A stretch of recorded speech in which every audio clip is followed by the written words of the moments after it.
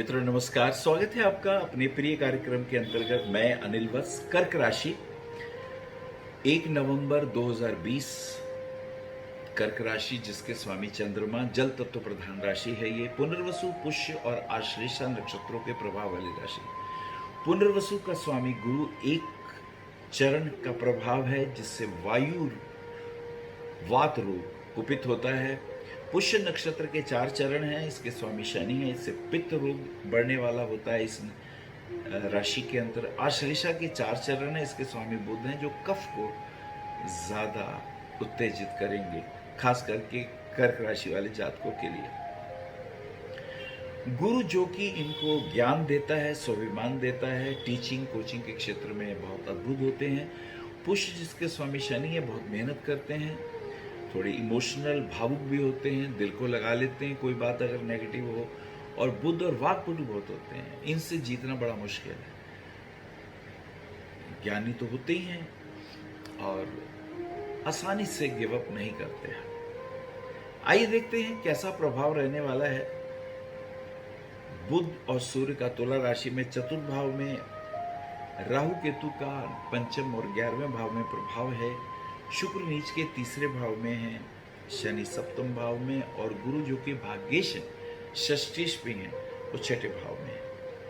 आइए देखते हैं पहली, दूसरी, तीसरी तरह की स्थितियां। कार्तिक कृष्ण पक्ष बुध मार्गी हो जाते हैं। बुध आपके व्ययश भी हैं और पराक्रमेश भी हैं, भाई बंधु मित्रों के भी सहायक हैं। धन का भी व्यय, वाणी का व्यय, तो आपको अपनी वाणी पे संयम रखना चाहिए। 4, 5, 6, 4 को करवा चौथ का व्रत स्त्रियां आज के दिन अपने पति की दीर्घायु के लिए व्रत रखती हैं। तो आज का दिन द्विस्वभाव राशि का प्रभाव रहेगा।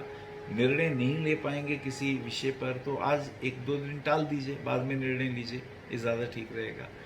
5, 6, 7, 6 तरीके से स्थिति शुभ। अब ये 2-4 दिन अच्छे गुजरेंगे, मन भी प्रफुल्लित रहेगा, अच्छी योजनाएं बनाएंगे, पॉजिटिव रिटर्न मिलेंगे, लोग आपकी बातों को सराहेंगे। 7, 8, 9, 8 तारीख को अहोई अष्टमी व्रत रवि पुष्य योग, बहुत अच्छा योग है ये रवि पुष्य। साधना, ध्यान, पूजा पाठ की जा सकती है। अहोई अष्टमी व्रत है, इसमें स्त्रियां अपने बच्चों की दीर्घायु के लिए व्रत रखती हैं। 9, 10, 11, 9 तारीख की स्थिति देखें तो बेहतर। फाइनेंशियल स्थिति थोड़ी सी परेशानी की दिखाई देती है। किसी को रुपये उधार मत दीजिए, अगर दिया है तो मांगिए, नहीं तो मिलने के चांसेस बहुत कम हो जाएंगे। ये बहुत महत्वपूर्ण रहेगा जिसका कि ध्यान भी रखना चाहिए। 9, 10, 11, 9 तारीख की स्थिति आर्थिक दृष्टिकोण से पैसे का दुरुपयोग ना हो, इसका ध्यान रखिएगा। 11 को रमा एकादशी व्रत है और आर्थिक दृष्टिकोण से थोड़ी सी परेशानी महसूस हो रही है। कहीं से पैसा लेना तो मांगिए, उधार मत दीजिएगा, ये ज़्यादा ज़रूरी है। 12, 13, 14, 12 को गोवस द्वादशी और 13 को धन त्रयोदशी। धन त्रयोदशी दीपावली की पहली ये स्थिति। आज के दिन कुछ वस्त्र खरीदते हैं, कुछ गहने खरीदते हैं, कुछ लोग बर्तन खरीद लेते हैं और देवी माँ की आराधना करते हैं, सफाई वगैरह करते हैं घर में। आज के दिन कुबेर जयंती भी है और धन त्रयोदशी यानी देव चिकित्सक धनतेरस जी की भी जयंती है। दोनों को प्रणाम करते हुए 14, 15, 16, 14 को नरक चतुर्दशी। सायकाल को 4 मुंह का दीपक घर के बाहर जला देना चाहिए तो यम पीड़ा, ये यम त्रास से मुक्ति मिलती है। 15 तारीख की कार्तिक अमावस्या, दीपावली पूजन। आज के दिन ये बड़ा शुभ है। प्रदोष काल का वक्त लगभग 5:30 से 8, सवा 8 तक है, तो ये पूजा का समय अच्छा है। और वृषभ लगन 7:26 तक लगभग है। प्रदोष काल वृषभ लगन के अंदर स्वाति नक्षत्र, तुला का चंद्रमा, लाभ की चौगड़िया, लक्ष्मी गणेश के पूजन का ये बहुत अद्भुत समय रहेगा। इसकी डिटेल हम अलग से भी बताएंगे दिवाली पूजन की, कृपया वो जरूर देखिएगा। 15, 16, 15 को कार्तिक अमावस दीपावली पूजन। दीपावली पूजन में लक्ष्मी गणेश का पूजन विशेष रूप से किया जाता है, शनिदेव का पूजन, महाकाली महालक्ष्मी का पूजन, माँ सरस्वती का पूजन आज के दिन किया जाता है। गणेश जी की विशेष आराधना की जाती है। 16 को भैया दूज भगवान यमी के घर आए थे और उनके हाथों प्रसाद ग्रहण किया था और यमी ने उन्हें तिलक किया था। कहते हैं आज के दिन भाई यदि बहन के हाथ से तिलक लेता है तो दीर्घ आयुष्य की प्राप्ति उसको होने लगती है। शुक्र तुला राशि में आ जाते हैं तो ये शुभ है, गाड़ी वाड़ी खरीदने का योग बनता है और घर में कुछ शुभ आगमन, कपड़े के काम में, डिजाइनिंग के क्षेत्र में, इवेंट शो में, फिल्म इंडस्ट्री में कुछ परिवर्तन, कुछ लाभ की स्थितियां दिखाई देती हैं। 16, 17, 18, 16 तारीख की स्थिति को हम देखते हैं। कुछ जिम्मेदारियां आ रही हैं, कमर में दर्द आ रहा है, इसका ध्यान रखिएगा। और गुरुओं से भेंट का समय विशेष रूप से, और अपने शत्रुओं से सावधान रहिए, वो बुद्धिजीवी और तेज हैं। 19, 20, 21, 19 को सूर्य अनुराधा में और 19 की स्थिति गृहस्थी के जीवन में पत्नी के घुटनों में दर्द हो सकता है, आपके भी तकलीफ हो सकती है, so you should be careful. घर में जो नौकर चाकर काम कर रहे हैं उनसे पॉजिटिव बने रहिए, तो ये आपके लिए ज़्यादा पॉजिटिव और अच्छा भी रहेगा, अनुकूलता की ओर भी बढ़ने वाला होगा। 20, 21, 20 को गुरु का मकर राशि में प्रवेश। गुरु आपके भाग्येश होकर जब 7th हाउस में आएंगे तो थोड़ा पत्नी के स्वास्थ्य का ध्यान रखिएगा और घुटने में कोई तकलीफ ना हो। छठ पूजा, सूर्य षष्ठी पर्व भी है, तो ये छठ पूजा विशेष रूप से भगवान सूर्य की आराधना के लिए बिहार में बहुत मनाई जाती है। अब तो बम्बई वगैरह पूरे देश में मनाई। 21, 22, 23, 21 की स्थिति हेल्थ इश्यूज थोड़े दिखाई देते हैं, घुटने के नीचे पेन आ सकता है, उसका ध्यान रखिएगा। लोहे के काम में, प्लास्टिक के उद्योग में विशेष लाभ दिखाई देता है। किसी से व्यर्थ की उलझन में मत पड़िएगा, रुपया उधार मत दीजिएगा, ये चीज़ें इंपॉर्टेंट रहेंगी। बाहर जाने का अगर योग बनता है तो भी अवॉइड करें।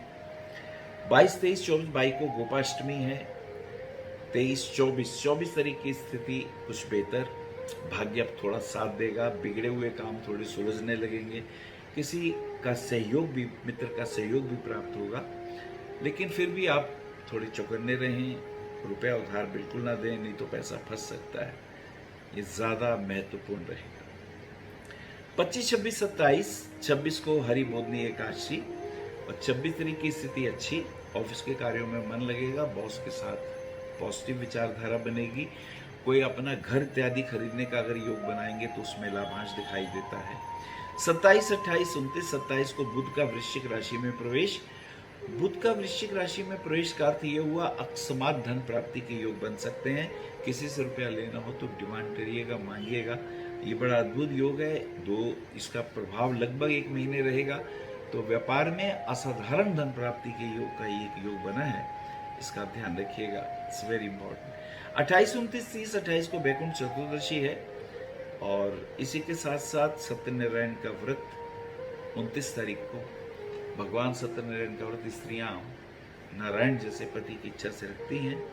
और 30 को कार्तिक पूर्णिमा, गुरु नानक जयंती भी है, तो 30 तारीख की स्थिति बेहतर, अच्छी, थोड़ा ध्यान, थोड़ा मेडिटेशन में समय गुजरने की चांसेस दिखाई देते हैं। कुल मिला के हम कह सकते हैं कर्क राशि वालों को जात को एक मोती रत्न 5.25 रत्ती का छोटी उंगली में पहनेंगे तो उनके लिए शुभ रहेगा। पुखराज धारण करने से पिता का स्वास्थ्य ठीक रहेगा और धन, मान, सम्मान, यश, कीर्ति की प्राप्ति होने के योग बनेंगे। मूंगा रत्न पहनने से प्रॉपर्टी के सुख मिलेंगे। मंगलवार को गणपति की आराधना करने से विशेष अरिष्ट अनिष्ट दूर होंगे। और इसी के साथ साथ काल सर्प पितृदोष का प्रभाव थोड़ा दिखाई देता है, ये पूजा भी आप अलग से करा लेंगे तो इसमें कोई हानि नहीं है। तो कुल मिला के अपने मन को संयत रखना है, क्योंकि सूर्य और बुध का कॉम्बिनेशन चतुर्थ भाव में है। हेल्थ का ध्यान रखिएगा, बाकी ये समय अच्छा गुजरेगा। नमस्कार।